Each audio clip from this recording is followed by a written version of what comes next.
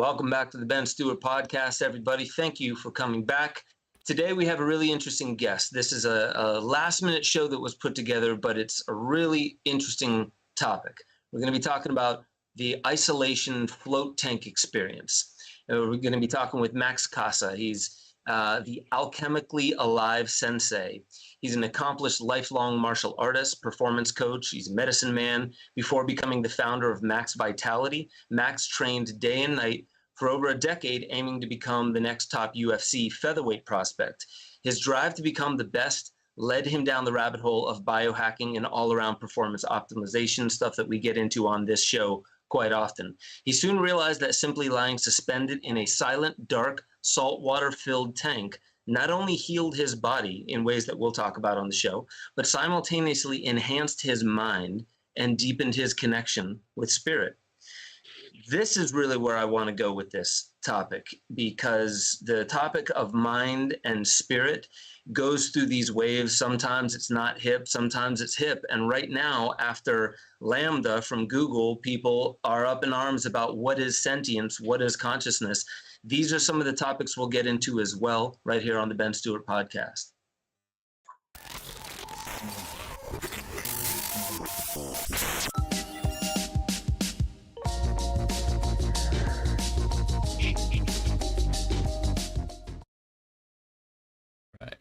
My man, Max Casa in the house. I did not know that about you as far as the looking to be featherweight in the UFC. That's pretty rad. Yeah, man. Pleasure to be here. Thanks for having me on. Yeah, man. I actually, before we even get into anything, where did you train? Were you training in Massachusetts? Yeah, I was training about 10 miles north of Boston at a rock star gym called Defensive Edge. And my parents actually got me involved in the martial arts when I was just 4 years old. And at the time, it was ideally to help combat a neuromuscular disease I was born with called Charcot-Marie-Tooth, or CMT. Okay. And they got me involved in it they're looking for something desperately to help with my muscle strength, balance, and coordination. So ultimately it was either martial arts or ballet. And nothing against ballet, but thankfully it was martial arts. And thankfully I stuck with it because it's become a huge part of my life these past 20 years now. I was originally training up in Massachusetts, and then we made the move to Oahu a few months back. I ended up training down at Max Holloway's gym, Gracie Technics, which you may be familiar with. I don't know if you ever got in there, but it's a really good spot, man. Not the gym particularly, but for sure. And explain to me that neuromuscular disease thing real quick, and if it helps, maybe lead that towards some of what in the bio was talking about, you trying to find ways to heal your body as well. So let's definitely lead this to why you got into sensory deprivation and float tanks. Besides just the relaxing nature of it, there's minerals in it. There's so much we can dive into, but beforehand, what was the name of the neuromuscular disorder again? And explain a little bit of that and how that actually maybe ties into your path through life, eventually landing on the float tanks. For sure. Yeah. So ultimately, like I said, it was a degenerative neuromuscular disease called Charcot-Marie-Tooth, or CMT. And really it acts on the peripheral nerves of your nervous system. So there's many effects, but usually starting in the extremities. And oftentimes you'll see people and they'll have kind of clenched up hands and clenched up feet. And eventually it's known in the medical world to kind of degenerate as life goes on, eventually going up the limbs and up the legs until it attacks the respiratory system if it gets to that point. And my perspective on CMT as a whole and its whereabouts, where it comes from, and things we can do to kind of mitigate that have been expanded with my works in the float tank and sensory deprivation, my sits with various plant medicines as well, getting different insights and downloads on neuromuscular diseases and kind of more at the root of their origin. But ultimately, my parents got me into the martial arts to help me combat that, help me with my balance and my muscle strength and coordination, because I had a lot of rage. I had a lot of pent up energy that I was looking to get out into the world. And As a result, I was holding it in my hands and in my feet. But as life went on, I ended up sticking with the martial arts, and the owner of the martial arts center, Rick Alford, really took me under his wing. And as I got older and started teaching and competing more, I was just constantly looking for ways to optimize my mind and body. And it wasn't, so I didn't stumble right into float therapy. I wish I had, but originally it was mindfulness. Originally it was some of the sexier therapies like cryotherapy or yoga. And they all helped in the short term. But one day, 8 years back, one of my buddies at the gym was like, "Hey dude, I was in the middle of a fight camp, MMA fight. So I was mentally drained, trying to cut 30 or 40 pounds that last month." And he's like, "Dude, you should get up to the float center." It was my second or third session of the day. And I was like, "Hey, I think I will." And at the time it was the only float center in all of New England. And this is just 8 years ago, which is wild. So I ended up going in, and as soon as I left the tank, Ben, I was literally buzzing with this sensation of relaxation and pure inner peace that I had never experienced before in my entire life, let alone in the midst of fight camp. So I was like, "Hey, there's something to this, man." So ultimately I ended up floating more, delving deeper into the research, and ultimately ended up starting a company where we now manufacture, customize, and install float therapy chambers in the homes of people all across the globe. Amazing. So I want to dive a little bit deeper into what exactly a float is. Explain the chamber itself, and we were talking a little bit beforehand about what was his name, Max, or no, it was Lilly, John C. Lilly. Yeah, John C. Lilly, the originator of the very first design of a float tank. He had in mind the altered states, and really, looking into what is consciousness of self. He was, I think the article said that he himself was maybe experimenting with certain psychedelics and hallucinogens, ketamine, LSD, to name two. But really immediately was the altered state of consciousness that it gets you to. And there's many other things. Obviously, calming down the nervous system, that's one thing that meditation is also looking to do. But here you're floating in a bath that is made to, basically take all the pressure off you, so your nervous system isn't having to activate anything. And then there's magnesium, not just a normal magnesium bath, like a lot of magnesium poured in these things. I heard sometimes 2,000 pounds. Is that correct? Yeah, man, spot on. And ultimately, so if anyone that isn't familiar with what floating is, or sensory deprivation, also sometimes called restricted environmental stimulation therapy. So if we're Googling it on PubMed or seeing in the articles there, it's nicknamed REST for short. But ultimately, floating involves getting in a big egg-shaped hot tub type tank with a lid over the top, about the size of a small car. And inside this tank is hands down the most unique environment on the face of planet Earth, because inside that tank, there's 10 inches of water. It's not much water, but that water is super saturated with over 1,000 pounds, sometimes up to 2,000 pounds of therapeutic grade Epsom salt. And the benefits of Epsom salt alone have been well known and well documented for hundreds, even thousands of years now. But ultimately, that creates such an extremely buoyant saltwater solution that I could take a bowling ball, put it in the water, and it would float to the top like a cork. Wow. So it enables effortless floating. But on top of that, on top of the fact there's 1,000 pounds of Epsom salt in there, the tank itself is actually totally void of all sensory input altogether. Meaning that in a properly calibrated flotation environment, not even a single photon of light is entering the user's experience at all. There's no sound inside the chamber, because not only is the tank itself sound resistant, but the user's also wearing earplugs. There's no smells, there's no taste, and there's not even a sensation of touch, which is the most difficult one to get rid of, because the saltwater solution and the air itself is precisely heated and kept at a constant 94.5 degrees Fahrenheit. And what's so magical about 94.5 is it's the exact same temperature as the external layer of your epidermis, your skin. Right. And ultimately, what ends up happening pretty early on, oftentimes within 15 minutes of entering the tank, is the user's brain loses sensation of where their body ends and where the water begins, which can naturally lead to profound spiritual, often life-changing experiences. But ultimately, floating is easy as getting inside the tank, closing the lid, flicking the light off, and floating. I think, well, as somebody who's a little bit of a beginner to this, and you both have floated before, so as an outsider too, and for our audience, I kind of, I guess just because I'm sort of naive to this, I assumed, you think sensory deprivation, you think really just hearing and like, the light was the main component. But I think a lot of people forget all of these variables in these tanks are for every single sense. So light, touch, hearing, smelling, like every single thing, sound, every single sense, your 5 senses is being, I could say deprived, but really it's kind of like brought to this like neutral state or something, to where all that you're really feeling then is, I guess, consciousness. Like, what is your sense at that point? Is it just consciousness? How would you describe it? So I'm glad you brought it up, because we were talking a little bit off air, but in the early 1950s, this was a huge debate in not just the physics community, but the philosophical community as well, over what consciousness actually is.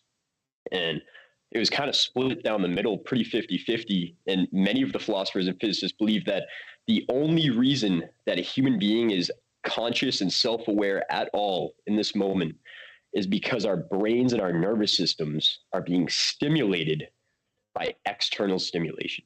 Right. And that's kind of what's lighting up our nervous system, and as a result, lighting up these different lobes of our brain.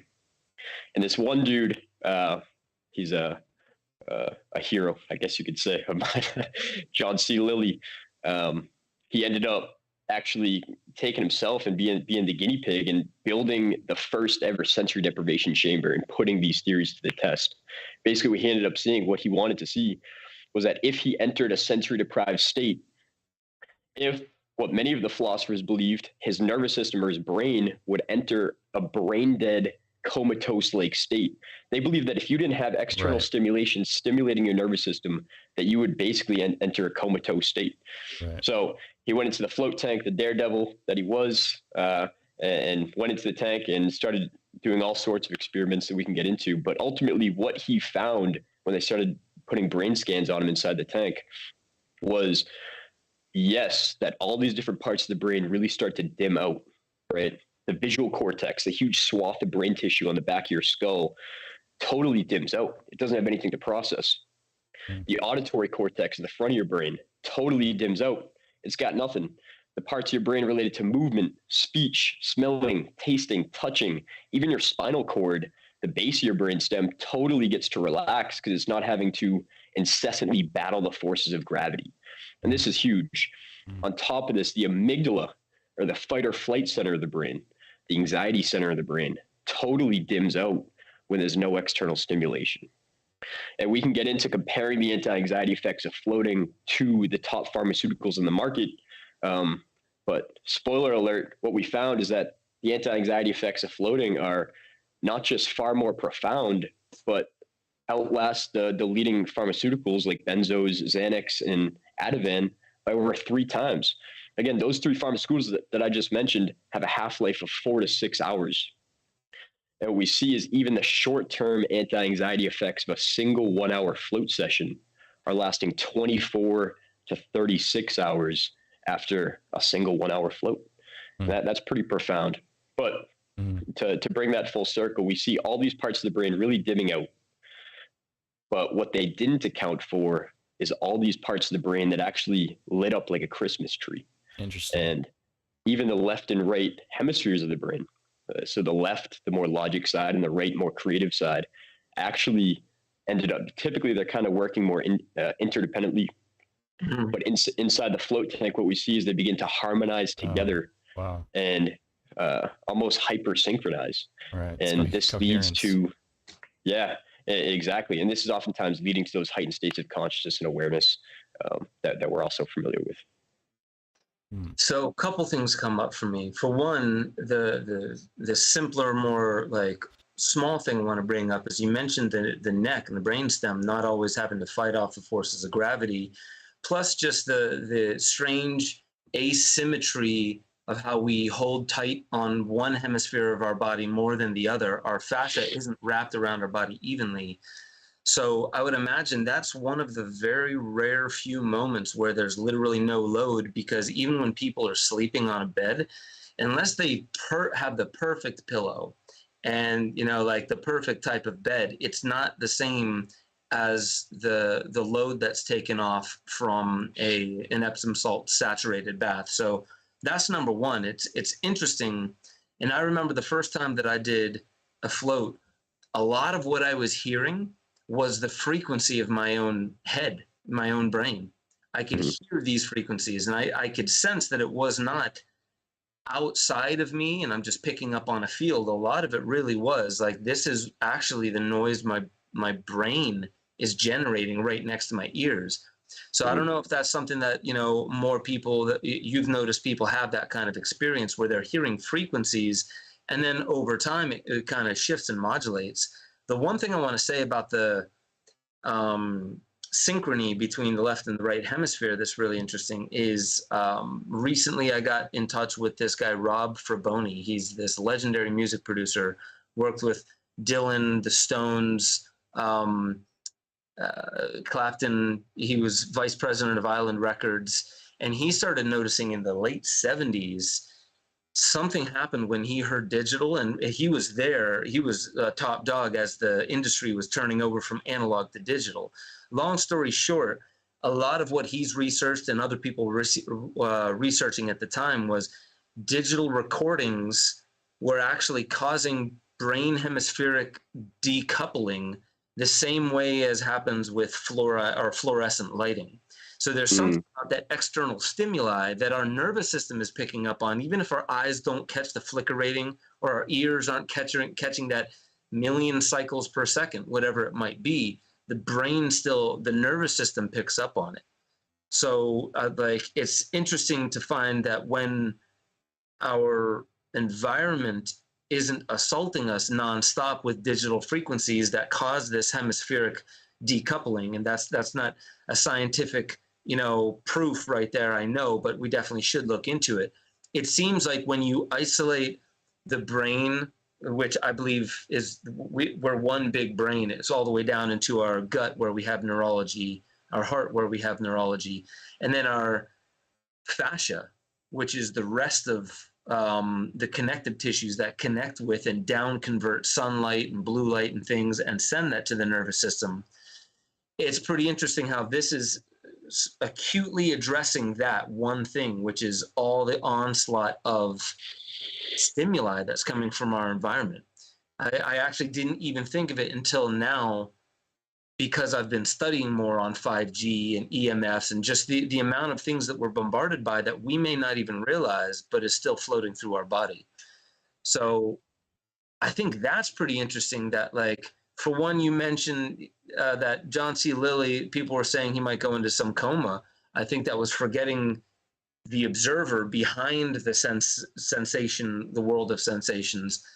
And it's also leading to a very interesting point that when we can calm our nervous system, it's almost like psychedelics give us a glimpse of what happens once we crack open the rigidity of the mind.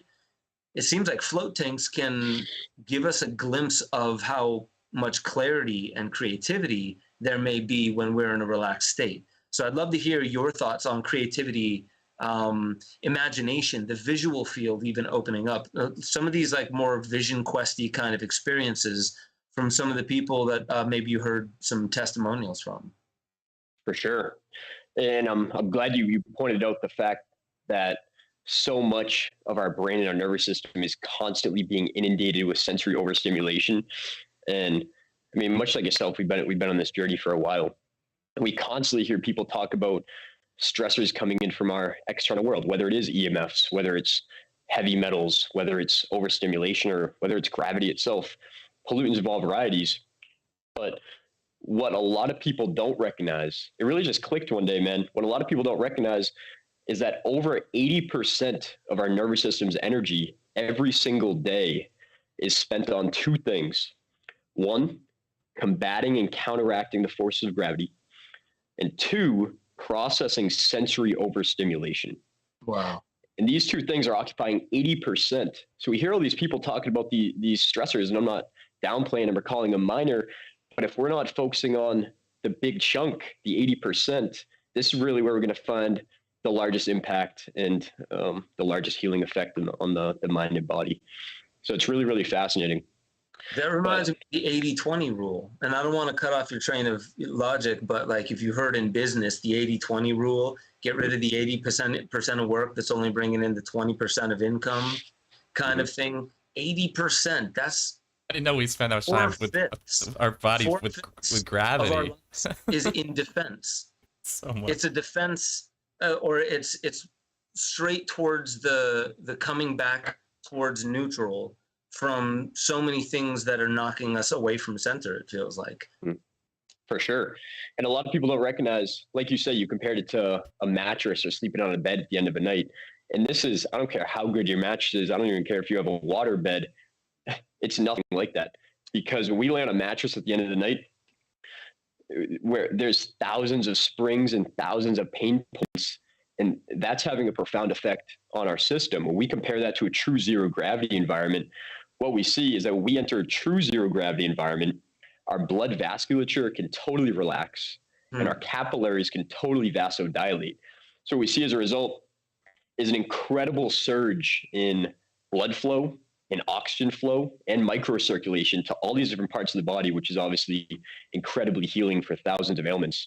But on top of that, all the benefits that we're reaping from escaping gravity, we're also getting all the benefits from escaping the sensory deprivation. So what we see is that we enter a sensory deprived state. All these things happen to our nervous system. All these parts of our brain dim out. These parts of our brain light up. The hypersynchrony starts taking place, leading to these altered states, or even just allowing us to tap into the flow state.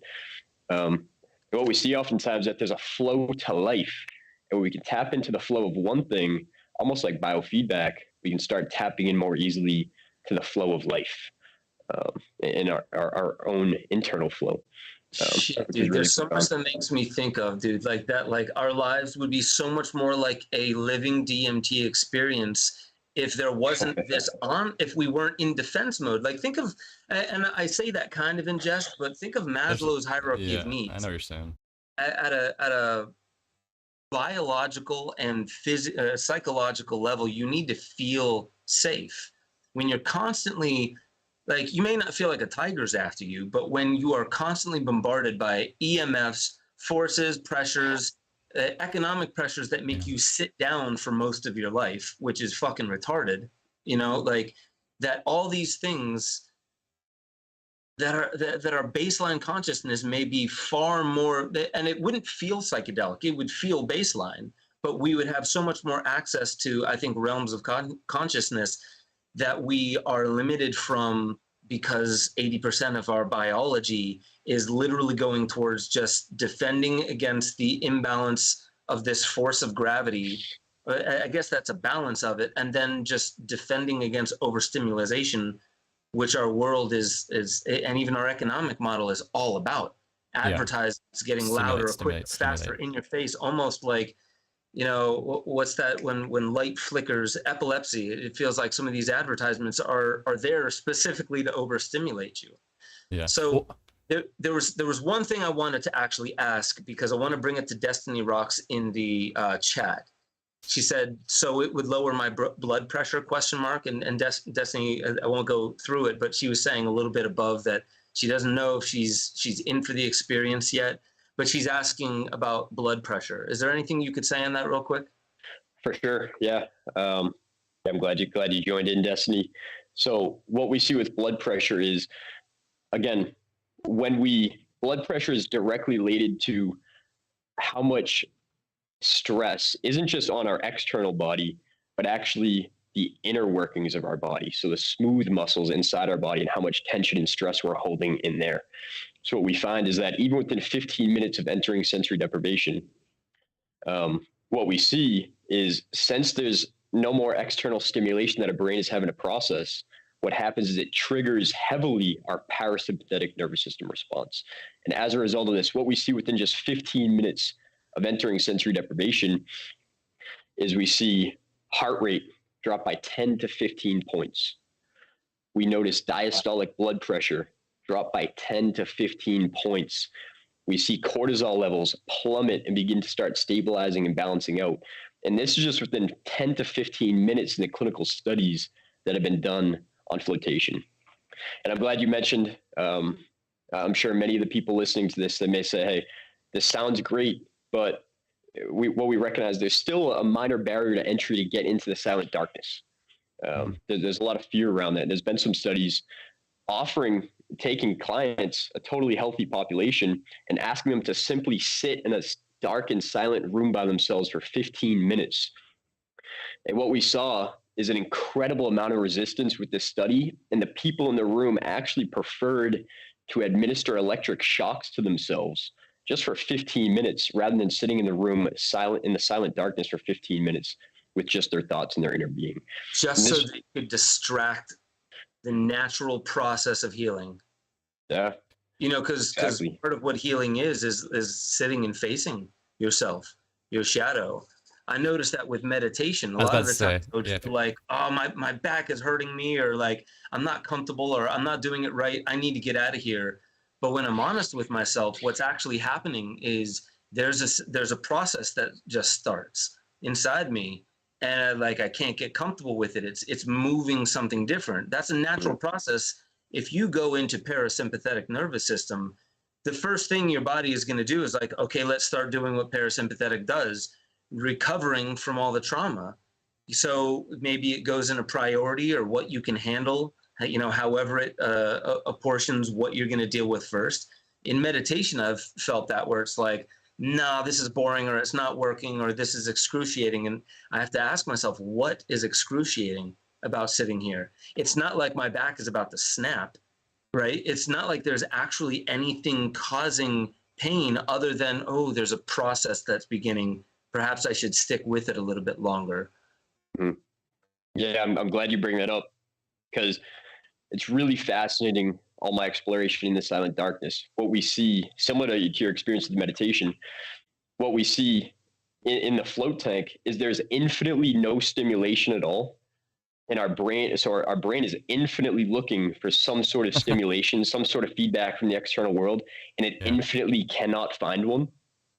And as a result, what we see is our body and our subconscious mind ends up almost creating different resistances, whether it's a lower back pain, whether when I'm in the tank sometimes, man, some of my first float experiences, and it still happens to date, sometimes I'll be in the tank and my brain will so badly want me to get out of the tank because it's uncomfortable and it doesn't want to have to face those shadows that have been suppressing and pulling my consciousness away from for so long.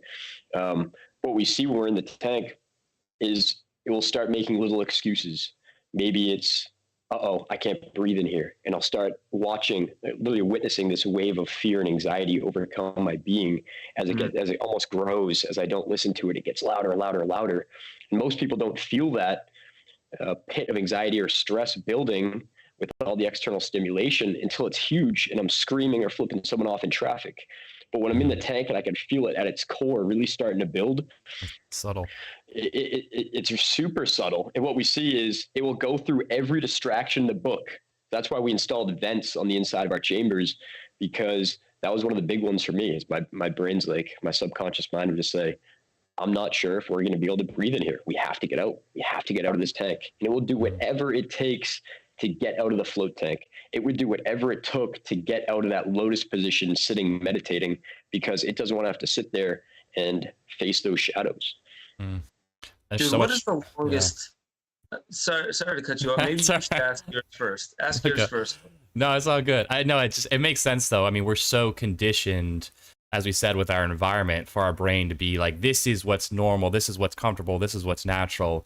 And so when you take it outside of that environment, it makes sense. But at the same time, and this is something I was thinking about earlier, you know, you think about people who lived for thousands of years without a lot of stimulation, or it was, I guess, natural stimulation, like indigenous and hunter-gatherers. But you also saw this deeper sense of connection to nature and animism, and much higher sensitivity to energetic things, because they had this sort of inverted experience with reality compared to modern day. So this is kind of like a glimpse into sort of your sort of natural, you know, stasis in a lot of ways. But go ahead. I think we also want to know what's your longest float session. Well, so maybe I should ask before I get into the longest float session, because there's three things I want to touch upon, and we can take them one at a time. One thing is I want to understand a little bit more about the benefits of the magnesium. Like I'll tell you what I know about magnesium and baths specifically is that transdermally you absorb more magnesium than you do orally. It's more bioavailable. It's direct to the body. It helps you calm down more. It gets into more of the tissues. Your fascia absolutely loves it. I won't nerd out here about that, but there's this thing called the neurofascial interface, which is, it's basically 3 levels of how your environment speaks and makes maps of the world and the mind and also the story of the self. But like what I want to understand is magnesium, the benefits of it. And then for 2, I want to understand the data. Like, you know, is there data collection around this? Because there really should be. And just curious about that. And then for 3, what's the longest somebody's stayed in there? And how have you experimented with using the tank? There's a standard way of doing it. Have you gone outside the box in its use? Love it. There's a lot to dig into there, so I appreciate you setting the platter. We can take one by one if you can't remember. So yeah, no, we got them. Just a lot to dive into. So we'll start with what you were talking about, magnesium, and I love the tidbits you pointed out there. It's fascinating how it interacts with the fascia. But for people that may not be super familiar, so again, we touched on. So really, a big part of my research has been answering that very question: what are the active ingredients of flotation therapy that are leading to the profound benefits that we're seeing in clinical studies? And we'll dive into those later. And we touched on 2 of them. We touched on all the benefits we're reaping from the zero gravity environment, right? Escaping the pain points, blood vasculature relaxes, blood flow, oxygen, microcirculation, all that extremely healing stuff. On top of this, number 2, the second pillar of benefits is the sensory deprivation. And in a nutshell, what we see is that when our brain isn't having to process all this external stimulation, what we see is that our brain has an infinite amount more brain power to put towards whatever it really truly has to do. And oftentimes that's relax, recover, and reset better than ever before. But the third pillar of benefits that I want to dive into with you here is all the benefits that we're reaping from the transdermal magnesium. Because again, it's not a few pounds of Epsom salt in a bathtub at the end of a night. Right. We're talking about over 1,000 pounds of this magical mineral. And there is a small debate that goes around. In my opinion, we've totally blunted the debate, where we now know, because we've captured it in a laboratory, that magnesium ions are actually absorbed through the skin during a float session. And not just through the skin, this is a cool little tidbit, but in particular through the hair follicles of the skin. Wow. Right? So magnesium is literally being absorbed through the hair follicles of the skin directly into the bloodstream, where it's absorbed and can be utilized right away. And this is very important because well over 95% of the Western world is extremely magnesium deficient.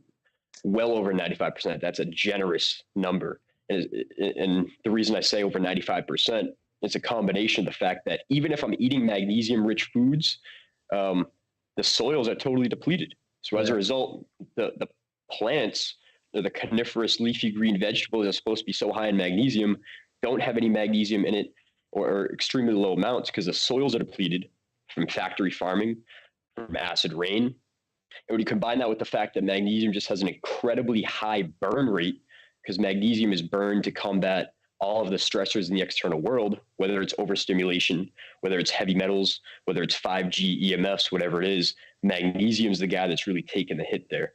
So what a lot of people don't recognize is that so this is the actual number, 3,751 enzymatic reactions in the body are totally dependent on magnesium. And dude, this is important because a lot of people don't recognize this. There's only 9,000 enzymes in the human body. This means that over 42% of our electrical body is totally run and dependent on magnesium. Mm-hmm. This is huge, man. And ultimately, it's my philosophy, and we can delve into this as well down the road. But because people are constantly asking me, hey, like, how can I heal X, Y, and Z condition, whatever the condition is? And ultimately, what we see and what my work has led me to learning is that all disease is merely at the root cause an energy deficiency in the tissue. And what we see is that our minerals play a huge role in how much energy our body can actually produce. For example, ATP, or our body's primary source of energy, is entirely dependent on magnesium. So if we're magnesium deficient, 6 of the 8 steps of the Krebs cycle, which are the steps to create ATP, are totally magnesium dependent. If we don't have mag, we're not making ATP, we don't have energy, and as a result, we notice these energy deficiencies in the tissue. And again, different stressors, EMF, pollutant of all varieties, overstimulation can further this mineral depletion, which is exacerbating the energetic deficiencies in the tissues and therefore the disease. Interesting. On the topic of magnesium, there's just a couple other tidbits that, as far as like the EMF, things like that, when you read something like EMF'd, or any, like anyone who's like put all the effects of EMFs very plainly, you'll notice that a long laundry list of them, the vast majority of them, I should say, are caused by the opening of the voltage-gated calcium channels in the body. Having adequate magnesium levels in the body will keep that from opening because of EMFs.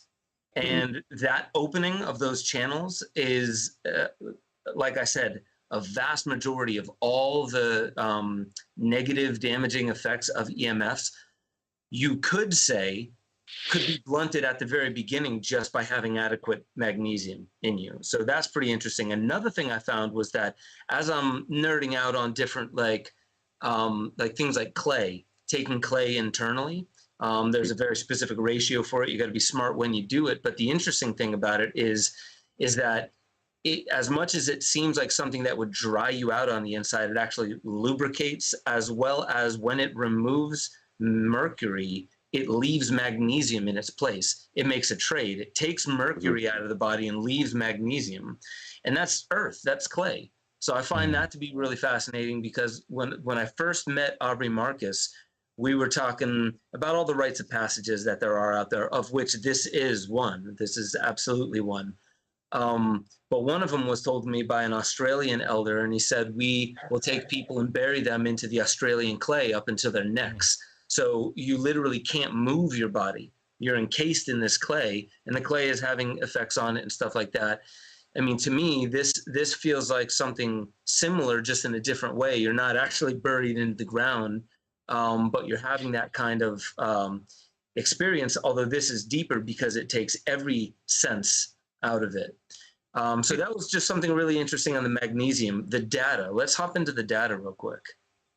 Yeah, that was all beautiful. And like I said, we may not be going neck deep in clay, but we got the next best thing. I would say I would rather do a float than go clay deep. So. Yeah, hey man, I'm with you there. But it's fascinating because what you're pointing to is when the clay is displacing the mercury and leaving magnesium in its place, what we're seeing with all these different heavy metals, we hear so many different people talking about heavy metals and detoxing from heavy metals. We hear that going around a lot. Ultimately, if the first thing out of those people's mouths isn't upping your mineral levels, then they're taking a roundabout way, because minerals like magnesium are binding to the same exact receptors oftentimes as these toxic heavy metals like mercury, like arsenic, go down the line, right? So when we up our magnesium levels and we're proficient, we're sufficient in magnesium, we don't have to worry as much about these heavy metals that may be attempting to infiltrate from the outside world, because those receptors are already filled up with what they'd prefer. In this case, it's magnesium. But on top of this, I heard you touch on taking earth internally, which is great. And I'm a huge advocate of that as well, because all the minerals that are in there. It's really great. And like you say, it's almost counterintuitive because you're having a dry substance, but as a result, you're noticing this lubricated effect.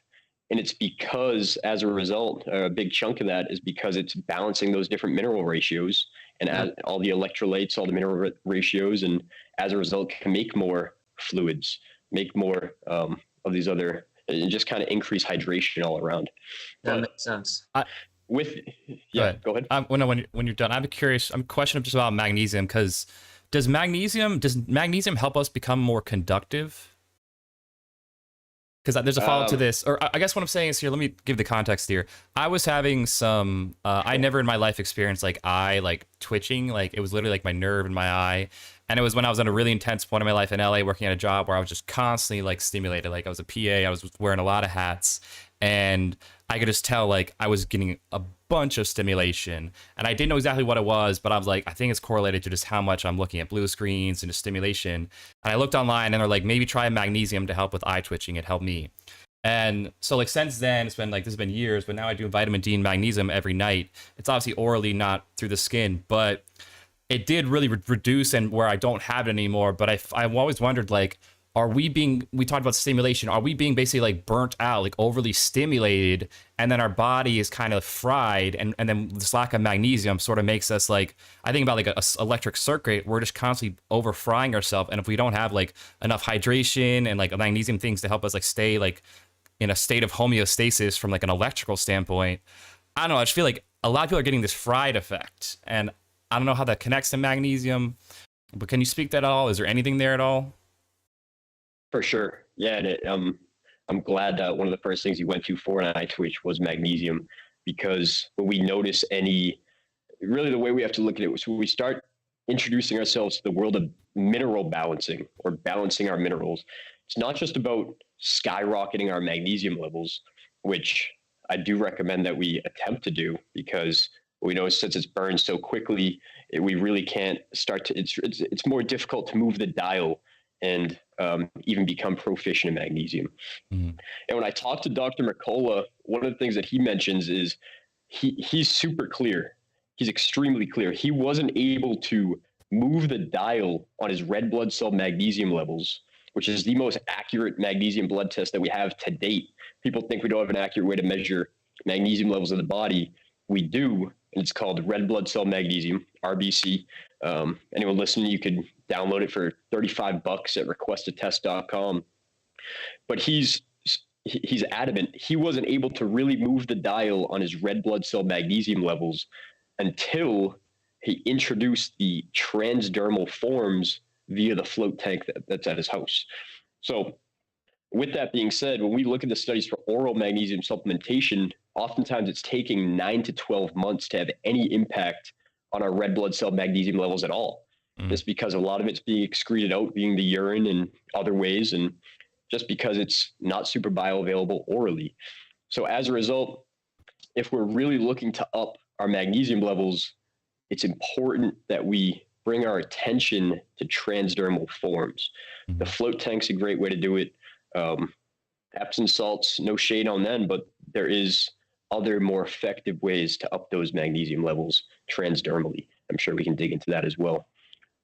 But one last thing on that, just to answer your question, it's great for twitching. It's great for heart palpitations.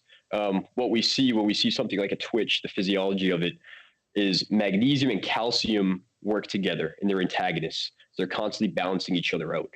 And what we see is that our ancestors had a ratio of 2-to-1 magnesium to calcium. But today in the Western world, totally, milk first. Is it a coincidence?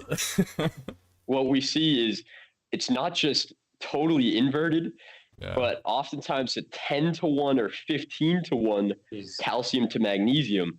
And this is why over calcification, I'm sure many of your listeners have heard people talking about calcification of the pineal gland or other glands like that. But let me just say, the calcification of the pineal gland is the least of your worries if it's already gotten to that point, which many people are at. Right. Because the calcification, it's like a coral reef. If you imagine I have a piece of coral reef somewhere in here, and it's like a coral reef that's growing in your tissues. And we can see these people, we can tell by looking at them, they're extra hard, they're extra tense. It's because the calcium is very restrictive. So even when I flex my bicep here, my body's utilizing calcium to flex and tense the muscle, and then it uses magnesium to relax the muscle. So when we notice a twitch in something like the eye, a palpitation in something like the heart, what we're seeing is an imbalance in the magnesium and calcium ratio. And as a result, oftentimes it's a deficiency in the magnesium. So up it and we'll be able to conquer that. Wow. That's interesting. So that's a deep dive on that.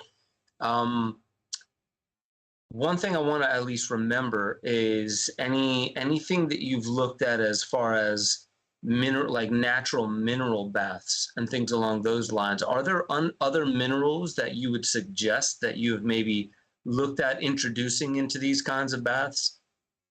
For sure. And ultimately, that's just where my mind goes. Like I've been working with many of the top biohackers, health and wellness influencers, some of the ones you've mentioned on this podcast. And when we work together, it's about how can I totally optimize not just the float tank, but the float tank solution itself. So went down the line, I heard Destiny, one of your listeners, mention that she may have been a little bit hesitant to hop right into the silent darkness.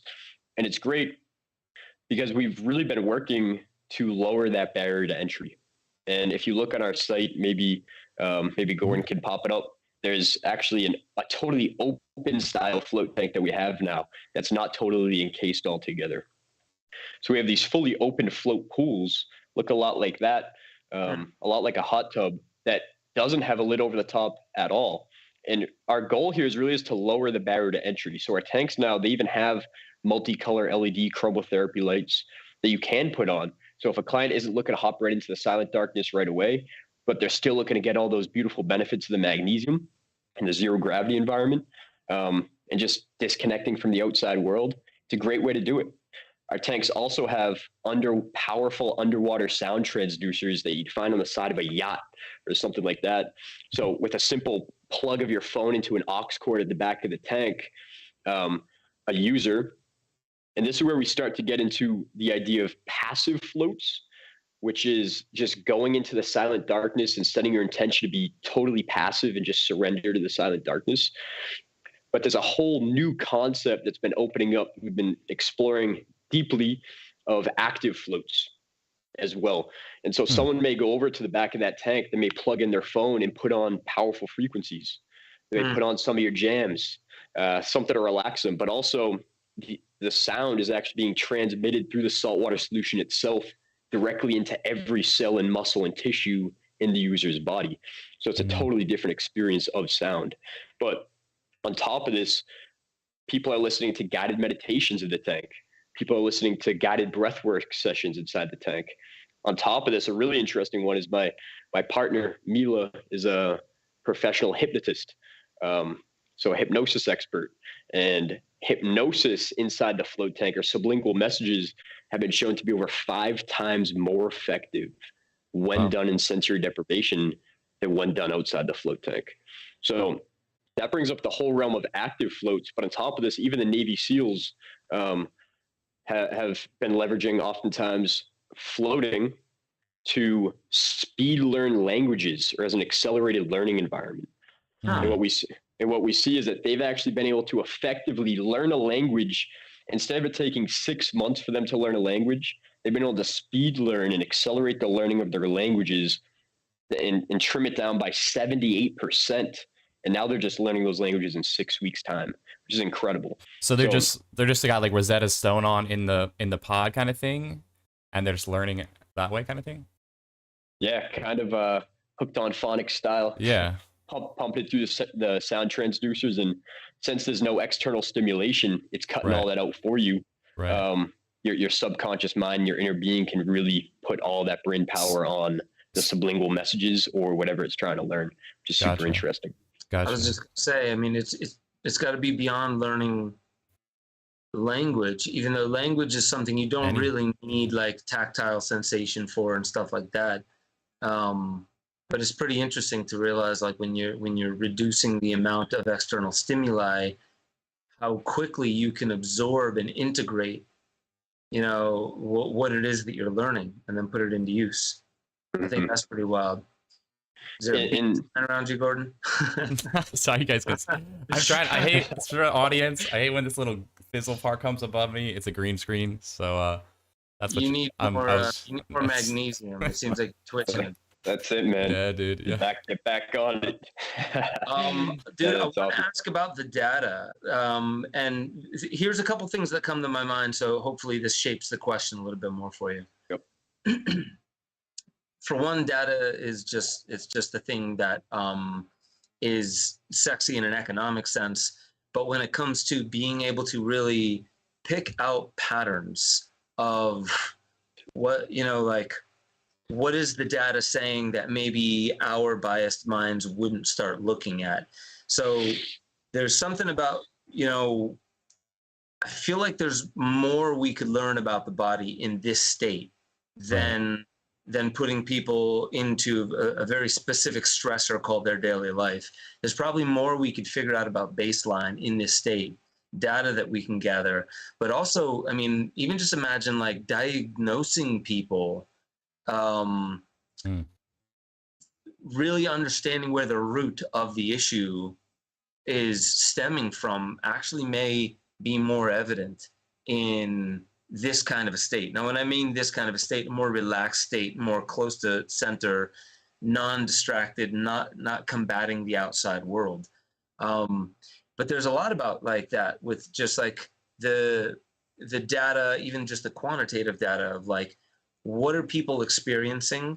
So do you have some something that you are using as a survey, or how are you gathering what people's experiences are? Because the last thing I'll say is, if you've heard anything about extended state DMT, which Imperial College London was doing studies on, John Hopkins was looking at it. It's like DMT is such a short experience, but they're extending it for people. And a lot of what they're doing that for is to really just gather more trip reports, gather some data. What lies beyond the veil of where DMT brings you?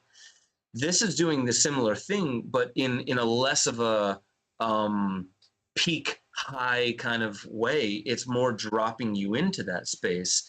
I feel like that would almost be more nourishing there. Like you could ask a question and there's such a void of stimuli that only what comes through maybe even be your answer. So my curiosity is, how are you gathering data, and what are you maybe aiming at, if this doesn't like violate, you know, whatever business you're trying to build?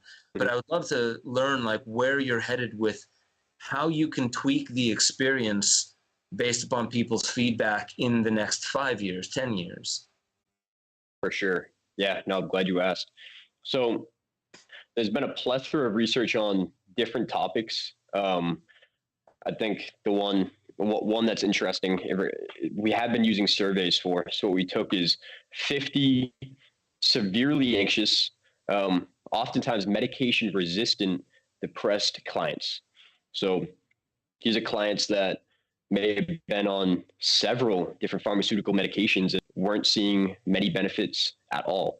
So many of them were medication resistant. And by bringing them in for even just a handful, I believe it was 3 1-hour flotation sessions. What we would do is they go in for a 1-hour float session into the silent darkness, and we would have them fill out a scan beforehand on where they were feeling tension in their body, right? And what we see is some people in the lower back and in the neck and things like this. But so they would have a diagram of the human body. They would fill out little scans, kind of little X's like you would at a chiropractic shop, for where you feel any muscle tension in the body. And what we noticed pre-float to post-float is all that muscle tension totally dissipated. It evaporated. This pain in the body was totally released. And not just this, many of those patients, when they were asked in the survey after, how does the float experience compare to the pharmaceuticals or other treatments that you've tried out previously? Many of them had checked the box that said floating was the most relaxed I had ever felt in my entire life. So I pointed to it earlier where we compare it to the top anti-anxiety pharmaceuticals in the market. Again, Xanax, benzos, and Ativan, which have a half-life of 4 to 6 hours. what we see is the anti-anxiety effects of floating are much more profound and lasting 24 to 36 hours after a single 1 hour float session. So, dude, what this translates to is someone literally goes in for a 1 hour float session.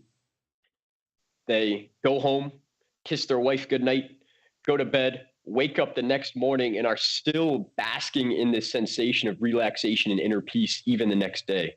But on top of that, another one that was interesting is that when you had them scan later, kind of what it showed was that the participants were much more aware of the sensations of their heart, of the digestive system, and much more mindful of their thoughts inside the tank. And really what it's pointing to is that participants are able to connect with their inner being on a deeper level. They're able to connect with their heart rate on a deeper level, the digestion on a deeper level, and really bring that consciousness to that heart center. And oftentimes when we do this and we disconnect from the outside world, is we can open ourselves up to a more divine stream of intuition where it can flow through. And oftentimes people are getting different downloads. People are getting different tidbits of guidance they can now use in everyday life, but really just helping them connect to their heart center. As a result, opening that up, bringing their consciousness to their heart. And when they do so, they're able to connect to that inner being and bring in some more downloads from the divine, which is very helpful. Yeah, that's pretty. I had a quick question just about too, so obviously you're somebody who this has been a major part of their life now. And I think Ben and I both notice it comes through in your demeanor and personality. How can you speak to the fact of just how it changes you as a person? Like, do you become more sensitive once you've done this when you're in sort of the waking world state of these past triggers? And how does the retention and the post experience, how do you talk to people about that? Yeah, I feel for me, ultimately, one, I just feel like life afterward just becomes an omnipresent shadow work session where I'm so much more mindful of these thoughts and low vibe frequencies that I'm either emitting or around. And as a result, my awareness and my interoceptive awareness is increased from where it was before doing floating, because so much of my consciousness before was on the outside world. And now I feel like so much of my conscious awareness is on the inner workings of the body.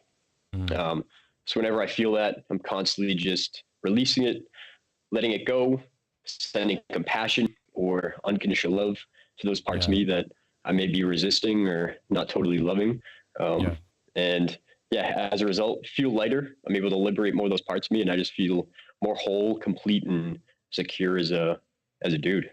I think it's also, to make this, just bringing this back a little bit, so it's sort of the, I don't know, whatever term, doesn't matter, spiritual, sacred. But I think about also the Egyptians and ancient cultures that would use these sensory deprivation techniques with pyramids and various things to be basically a wisdom school. It was a tool used to help them understand, the fear of death, to help relieve the fear of death, to do these initiatory trials using sensory deprivation and all kinds of other sort of mysteries we hear about. But I mean, this is technology that's ancient when you really, look into it. And, we still don't know how they did a lot of things, but you could argue there's a big correlation. This might have been a huge way they understood certain concepts or interacted with certain things through this type of technology. So to me, I kind of see it as cyclical, and I see it as having so many applications from, whether it's a therapy session or spiritual development or just general mind-body connection.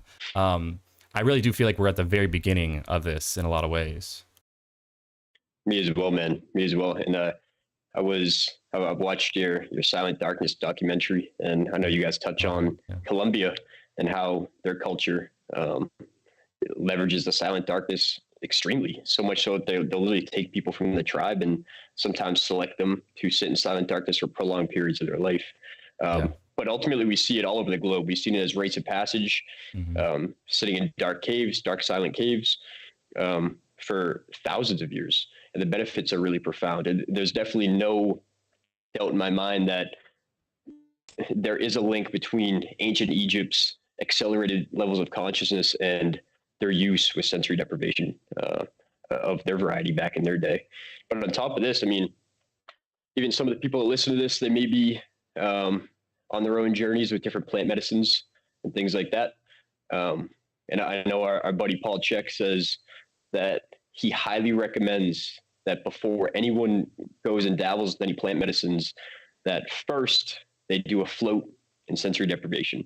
And it's kind of, so my practice now is totally evolved to the fact that I always sandwich my ceremonies in between floats and sensory deprivation, right? So if I have, say, a ceremony on Friday, the day before, I'll leverage floating or sensory deprivation to really get crystal clear on what my intention is going into that ceremony. What that may look like practically is I may go into the tank and set my intention for the float to get clear on my intention for the ceremony. Yeah. And that may be just laying in the tank and reflecting on one question. It may be, if this medicine experience was able to help me with absolutely anything, and I truly believe that it can, if it was able to help me with absolutely anything, what would those things be? And you just sit there and listen. You sit there, you listen, and you're going to get an answer from your inner being. And it may not be something that you want to hear, right? It may be parts of your shadows coming up, different things that you've been resisting, different parts you've been pulling your consciousness away from, things that you haven't been loving unconditionally. And then we get crystal clear in that intention pre-ceremony. And then also sandwiching on the back end, so post-ceremony, using the float tank to help me integrate those lessons before I hop right back into everyday life and the influx of overstimulation. Yeah, that makes a lot of sense. That's a really good point, bringing it back to a real baseline, because most people coming out of a plant medicine experience usually hop right back into work. So literally they're not given any time for integration. They feel like, oh, well, my vacation is over. I need to go straight back to work. And that causes a lot of problems for people because they're not really bringing anything back to baseline in that respect. So I have a curiosity. How often do you do it? And is there a point in time where it starts could it ever be a problem doing it too much? I don't feel like that would be a thing, but is there an efficiency point to where beyond doing it this often, the efficiency drops off? So ultimately what we see in the clinical study, so for starters, I attempt to float every day. Even when I'm traveling, one of the first things, as soon as I get off the plane, as I'm looking for an Airbnb, should be something I do ahead of time, but as I'm looking for an Airbnb, is finding a spot to float, because the best way to combat that jet lag, it's one of my favorite ways to ground, especially after a flight. I'm still waiting. So back in Massachusetts, I had my tank in my house, and the thing ultimately acted as my bed. And even on nights where I wouldn't fully sleep in it, there's a little trick. If anyone has the opportunity to get a float tank at their house, it's tough to do in centers, but there's kind of this peak window between 3 a.m. and 5 a.m. where we're in deep delta and even theta brainwaves during our sleep. We're in the deepest part of our sleep cycle. And if I set my alarm for 3 o'clock in the morning and scurry out to the float tank in the garage and pop in there, dude, the experience is totally different. You're so much more lucid. And like we say, typically what we see in the float environment is we transition from beta brainwaves, or everyday waking brainwaves, to alpha. And then within 20 to 40 minutes in the tank, to deep delta and even theta brainwaves. Wow. And if we kind of fast track that and hop in the tank midnight between 3 or 5, shuffle out there, trying to wake the dogs, you can get out there and kind of pop right into these deep delta, even theta brainwaves. It's been taken Tibetan monks dozens of years of meditation practice to achieve these heightened states of consciousness. And ultimately, it's because the float tank environment is really a cheat to meditation. It's cutting out all that external stimulation for you. Yeah. So anyone that's been struggling with meditation, that's on the path, oftentimes it's a lot easier to become more mindful of the inner workings of their body when there's no sensory external information coming into the brain. Super fascinating.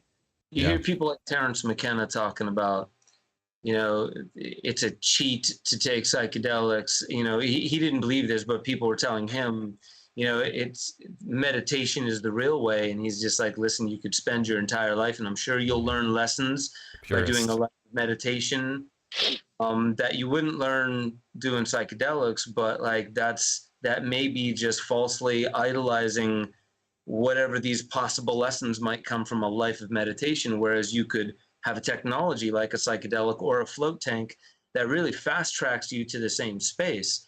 It doesn't take away from your ability to go and meditate. That's the thing I find very interesting. Sure. It's like, it makes you a better meditator.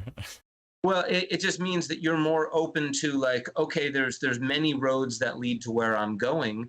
I know that there's dangers in focusing on only one and demonizing all others. How about I'm open to all of them? I find which one's my jam and which one may challenge me. But maybe in the challenge, I want to take on that challenge because I know it's going to help me grow as a person. Honestly, like I think most people in life, they haven't even gotten to the philosophical, they haven't asked the questions to themselves. Am I running from something? Would my life be a lot easier if I actually just faced the things that I'm afraid of and put myself to the test? Because you hear it over and over again, like the hard way, obviously by its very name, is not the easy way. But the hard way, the not so easy way, is the way where you see what you're made of. You put yourself to the test and you come to realize like, whoa, I'm far more powerful than I ever gave myself credit for. And I wouldn't have known that if I was a pleasure seeker or a convenience seeker. So like, I like that parts of where we've taken this are people's aversion or maybe the obstacle to actually getting them past that hump and into a tank or into some of these experiences is possibly to just, ask yourself very honestly, am I running from a part of myself that maybe it's difficult to learn, but once I've earned the lesson, the gift of the lesson is worth 9 million times the amount of pain it took to unearthing it. Yeah, the freedom from that fear and anxiety. I mean, it's the immortality key, as they said in the Elysian Mysteries. Yeah. We just kind of, we're good. Yeah. I'll fix you one sec. You're still there, good. So I mean, one of the last things I want to just say on that is, I think what it is that we're experiencing now is we're in a world where like there's a lot more opportunity to be faced with the self. There's a lot more opportunity to really get beneath the magnesium deficiency is definitely something we want to solve for. Anxiety is something we want to solve for. But like, I feel that there is like a taproot that's feeding all of these little symptoms that we have. And this doesn't feel like one of those things that's like, come do this and it'll solve your anxiety or it'll solve it's not even really claiming that. It's like when you remove the stimuli, your body just seems to take care of those things. Just like, EMFs, you could scream about it or you could have adequate magnesium in your body.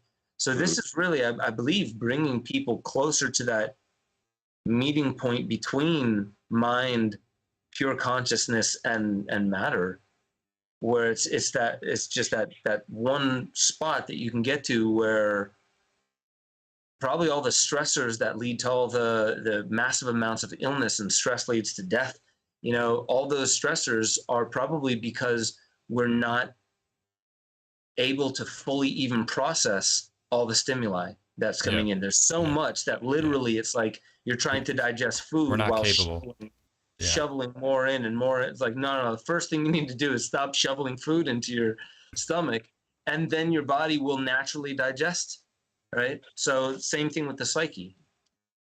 Totally. And so one of the things we find is that when we give our bodies, our brains, and our nervous systems the opportunity to disconnect from all of the external sensory overstimulation and the force of gravity, that our body has a natural and innate ability to actually heal itself. And that's one of the things we find. And when we go into the float tank, we might feel some internal resistance about going into the silent darkness. Hopefully the listeners now understand that it doesn't have to be right into silent darkness. We could start with the lid open. We could start with the light on. We could listen to some songs to help relax us. And maybe after session 2 or 3, start easing into the silent darkness. But when we do, one thing you said there, and remind me of the quote, choose your hard, right? Choose your difficult. Starting a business is hard, but so is poverty. Choose your hard. Yeah. Marriage can be hard. Divorce can be hard too. Choose your hard. Yeah. And silent darkness can be a little bit tricky or a little bit spooky at first to some, but so is living with low levels of fear, anxiety, and stress in day-to-day life. And if we can muster up the courage now to get into a float tank, we'll have to be less courageous later on. And that's something I truly believe. I love it, man. Dude, tell the audience how they can get in touch with you. Again, like exactly what it is you offer, because it's not that you just have a place where you bring people to, you also sell the units as well, correct? True. Yeah. And now we're totally just selling the units. I don't know if I set her down here in Hawaii yet, but it's doing our thing where we manufacture and customize float therapy tanks and install them for residences and commercial use all across the globe. But one thing I want to touch on was just the fact that we started going into it, how I was optimizing the entire float tank environment itself. And we started adding the lights, we started adding the underwater sound transducers, but we also totally EMF shielded the tank as well. So we don't have to worry about clogging our calcium channels inside the unit or anything like that I know you had talked about. But on top of this, my mind instantly went to how can I optimize the float tank solution itself? And this is where things really started to get interesting, because one of the things I learned, we dove deep into magnesium earlier. A lot of people don't recognize that magnesium chloride, so all the float tanks are filled with Epsom salt. A lot of people don't recognize that magnesium chloride has over 230% more magnesium than Epsom salt, which is mind-blowing. A lot of people have used Epsom salt or Dr. Teal's for hundreds of years, mm-hmm. But it turns out one of the most beneficial molecules in the Epsom salt, the magnesium, there's 230% more in magnesium chloride. So on top of that, so we ended up sourcing the purest magnesium chloride on Earth, because much salt on Earth, many people don't know this, is heavily contaminated with toxic heavy metals and mercury, which you had already touched on. And so plastics. Microplastics, a huge one, dude. Huge one. I'm glad you brought that up. So we ended up sourcing the purest magnesium chloride from a mine that's totally untouched over a mile beneath Earth's surface. And we started messing around with filling our float tanks with the magnesium chloride. And what we saw is that even seasoned, experienced floaters were coming out of there and they were sleeping deeper. The night after, their levels of state anxiety had totally dropped. And if they're recovering from a tough workout, they're doing it more effectively. So we started actually filling our tanks with magnesium chloride, which is interesting. And then we started going down the rabbit hole of how can I really maximize how much magnesium I'm absorbing during my float session. And what we ended up finding out is that magnesium has 3 powerful cofactors, 2 of which can be absorbed transdermally. Those are potassium bicarbonate and boron. So we ended up mixing these powerful cofactors in with the float solution. And what potassium bicarbonate does helps more magnesium get into the cells and into the mitochondria, where it can make ATP. And boron helps actually keep the magnesium in the cells longer. So it's important when we're balancing our mineral levels and we're trying to up our magnesium, we're stacking it with these cofactors to get the most out of it. Boron basically slows the metabolism of calcium and therefore can keep magnesium in the cell longer. So that's how that works there. But we started blending these cofactors in with the float solution. And then this next part, you may find it interesting. Are you familiar with either of you infoceuticals or infoceutical technology? Information infoceuticals? Yeah. I haven't heard of it. Dude, it's interesting. I'll have to send you a vid. But ultimately, we know that everything has a frequency. So I have a infoceutical device nearby over there. Maybe I can grab it. But what it is, it's a little device, and it hooks right up to your phone. And nowadays we've been able to measure and test the frequency of just about anything on Earth, right? So we now have downloaded in a little soundtrack the frequency and the energetic imprint of something like alcohol, right? Huh. So I can go on my app, select the alcohol frequency, and what will happen is if I put a glass of water near this device, or I put a bag of our salts on top of this device, what will happen is it will use different ways to transmit information. So it will use sound waves, it will use lasers, so frequencies of light, and it will use electromagnetic frequencies to actually copy the exact energetic imprint of the wine and infuse it into the salts or the water so effectively, dude, that I could literally drink the water after it's been next to this device, and it's the energetic essence of the water is equivalent to the wine, and I would actually get drunk if I chose to. So we've blasted all of our salts with powerful infoceutical frequencies, heart opening frequencies, grounding frequencies, magnesium frequencies, the whole kit and caboodle. And then on top of that, all of our salt is actually alchemically alive. And basically what that means is that our salt, so I've been involved in shamanic groups these past many years, and there's many extremely high-level alchemists in this group. One of them I would call the top alchemist on Earth currently, and he was able to share his ancient alchemical process of how, so in a nutshell, if we look at something like an apple while it's on a tree, right? So we have an apple on a tree. That's how we can kind of explain the concept of being alchemically alive for the listeners.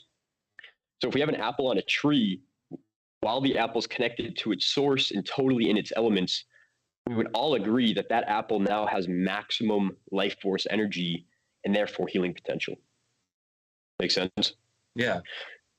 When we pluck the apple off the tree, throw it in a box and truck it across the country for weeks on end, sit it on a shelf and preserve it, we would all agree that that apple has less life force energy, and we can test this, but has less life force energy than the apple that was on the tree and its elements. Therefore, less healing potential if I'm to consume that. This isn't unique to the plant kingdom. And what we see is that it actually extends to the mineral kingdom as well. And salt and magnesium is a mineral. So when we take magnesium chloride, when it's fresh out of the mine, when it's underground, a mile beneath Earth's surface with all the exact elements, it's in its element. When we mine it, process it, extract it from its natural home, process it, bag it up, truck it across the country, it has less healing potential, life force energy than the magnesium that's in the mine. And using this ancient ceremonial alchemical process, we can actually extract the spirit or the essence of the alchemically alive Epsom salt, or magnesium chloride rather, and infuse it into the alchemically dead magnesium chloride and make the salt itself alchemically alive, meaning that it has much more healing potential, much more life force energy. And I mean, when you soak in this stuff, you feel it. It's being absorbed through your energetic body.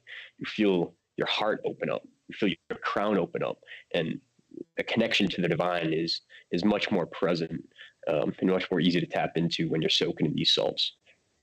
Man, there's a lot of implications to that, because I have actually in this drawer right here somebody from Florida has a prototype of ketamine patches, and there's literally no ketamine in them. It's the vibratory imprint of ketamine. I will say it was a light experience for me, very, very light, mild, but it wasn't neutral. It wasn't nothing. So there's definitely something to that. Peter Gayayev was into some of that work with DNA. When there was DNA right next to another beaker of water, you could reproduce DNA as long as it's next to some of its DNA. So there's something that's being transmitted there just through frequency. Yeah. I gotta look into this infoceuticals more. This is interesting because the implications are very profound. Like I started thinking Star Trek, and I'm like, if you know the exact like energy signature, like are we just then 3D printing things at that point? Like, right. But there's some serious Just implications. soon enough. Yeah. So ultimately, what we ended up doing is we ended up creating this blend and filling it with our float tanks. right? So everyone that was floating in our tanks was reaping these incredible benefits.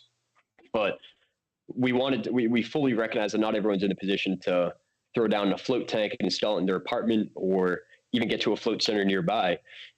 Maybe they don't have access to one. So what we ended up doing is taking that blend of salt with the purest magnesium chloride, mixed the cofactors, physiologicalized and alchemically alive, and actually bagging it up. And now we sell that as one of our products in these little bags that people can use either in a foot soak or full body bath of their house, and soak up that magnesium and all the other minerals transdermally through the hair follicles of their skin. My favorite way to use it is in a foot soak at the end of a night, top off the mineral levels. And we actually have our largest pores on the bottom of our feet. And on top of that, the nerve ending to every major organ in the body, says Chinese medicine. So if we soak our feet in even just a couple tablespoons of this stuff, it doesn't have to be a crazy amount, a couple tablespoons of this salt, we'll soak it up directly into the bloodstream and start really moving the dial on those red blood cell magnesium levels right away. Amazing. Dude, this is something that I've definitely been inspired to hop back into. It's been a while since my last float. I think it's serendipitous that you hit me up recently. We had an opening for the podcast. Super happy we can make this work. And a lot's been coming up as far as Hawaii lately. Just interestingly, like was talking with some friends earlier today from Hawaii, and I just even recently at the Minds.com event met up with Tulsi Gabbard, and we had a conversation with about Mauna Kea. So there's something with the island that's supercharged. There's something real going on there, and there's a lot of people there that are really focused on grounded, practical ways to bring us back to nature, for one. And this is definitely that. And part of that is also just the psychology of us being able to get back to have a glimpse of what a non-combative state might feel like. So at the end of the day, like, where would you have people go? That's your website? That's the one place you would have people go to get in contact with you or look at any of your products? Totally. They can definitely send me a message on there. On top of that, my Instagram at Max Casa, MAXXCASA.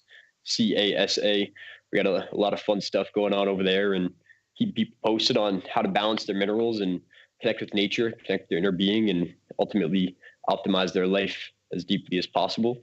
But yeah, man, like I said, we got the float tanks on the site. We also have that Alchemically Alive Magnesium Chloride Bath Blend on there as well. So if anyone's interested in dabbling with magnesium, really making a serious impact on their RBC mag levels, I feel that's one of the best ways to do it right there. And while at the same time, you're soaking up the Alchemically Alive oil, open up your heart center, and mix in some self-care too, which for us fast-moving individuals might be extra necessary. Yeah, man, self-care is key. Dude, I just have to say thank you so much for making this happen in short notice. And I definitely look forward to connecting again about all of this. And also, hopefully you do open up a center, because I got some thoughts. I got some ideas as far as even like ways it could be structured and geometries that could be around it. My mind was going, when Gordo was bringing up the Egyptians, was putting a copper pyramid around the motherfucker and going, maybe going for like ratio, all of it, golden ratios. Question, like, what's the longest someone's been in there? Yeah. I'd go 24 hours inside of a pyramid with, some of the healing, maybe 432 frequencies. Yeah, man, I heard at 25 hours you just evaporate. Just straight light body, bro. 24 and a half, and something magical happened. Things get weird. yeah, dude. I'm not sure what the longest is, but I've done a long night in there. I think it was a little over 13 hours, but haven't done much more than that. I'm super interested in the darkness retreats, though. Yeah, fascinating. I'm gonna have to make some calls and get out there. Might just have to have my fiance bury me or something. Like deep clay. Let me know if you need help with that, man. Apparently it's a thing. It's a whole shamanic thing to bury yourself. Yeah, dude, I guess so. But yeah, dude, no, it's really been a pleasure, both you guys. So I appreciate you having me on, and either of you ever looking to get out to the island, we'll totally link up. We got couple spots in the self-sustaining farm, doing our thing out here, and hopefully by then we have a float tank. Or just have to build one out of lava rock or something. But yeah, and we'll have to when you have you back on, man. We'll have to touch on the self-sustaining farm, because the fact that you're part of that is another really cool aspect of your life. So you really are walking the walk. So yeah, indeed. I saw thanks for coming on, though. Pic of you. I think it was turmeric root you were harvesting out there. Yeah. Dude, it was funny because there's this musician. I'm not sure if you're familiar, but Paul Isaac sings like "The Eyes of Love." I don't know. It's a popular ceremony song. Okay. Yeah, it was funny, man, because we've been bumping his playlist in Aya ceremonies for so long, and we found out that he was only a couple blocks over with his own self-sustaining farm out there. So we ended up linking up and doing a little trade, helping with some turmeric and connecting with the land on a deeper level. But ultimately, that's what's been so awesome about Hawaii, is really connecting with the land on a deeper level, which was more difficult for me to do over Massachusetts, I'd say. Yeah, man. I know. Getting rid of that. I can imagine. Yeah, bro. Get the Hawaiian accent. Smooth out some of the Boston. Dude, I just have to say, man. Again, last note.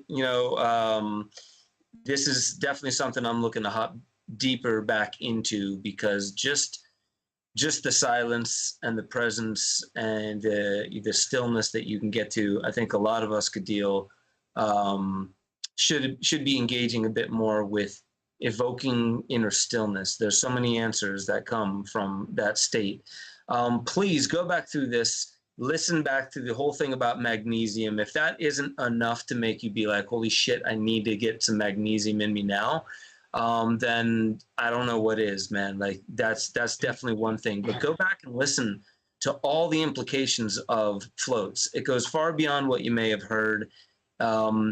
And with that, we are here every single Thursday at 5 p.m. Eastern, constantly bringing you guests on how to improve and enrich your life. And this might be one of the more inspiring ones that we've had lately. So with that being said, I'll catch y'all next time on the Ben Stewart Podcast.